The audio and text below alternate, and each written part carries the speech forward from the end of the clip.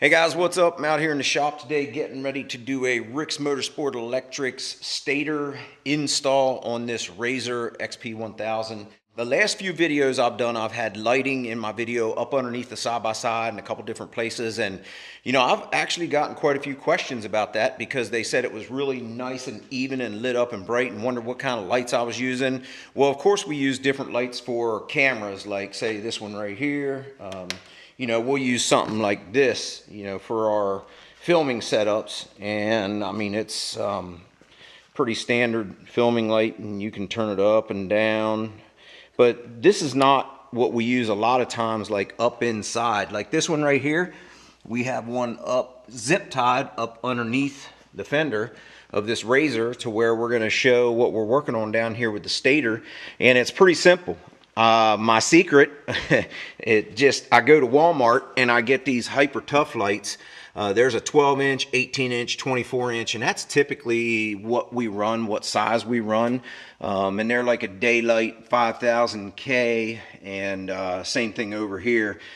They just work good. They're inexpensive. You're talking anywhere from like $8 to $12 for these lights. Another cool option that you have with these lights is if you want to link them together, you can do that. They give you a small link cord so that you can link these lights together instead of having big long cords with all the lights and plugging them all in separate outlets and turning them all on and off at different times. So what you can do is you just take your link connector here. You got a male and female end. You put one in one end of the light, and then you put another one in this end of the light, and you can actually turn this on and they all come on together. So you can turn them all on and off at the same time. So you can connect to this light. You can have a whole bunch of these linked together instead of having a bunch of different cords. So you just have one on-off switch. So it's pretty cool, the options that they have.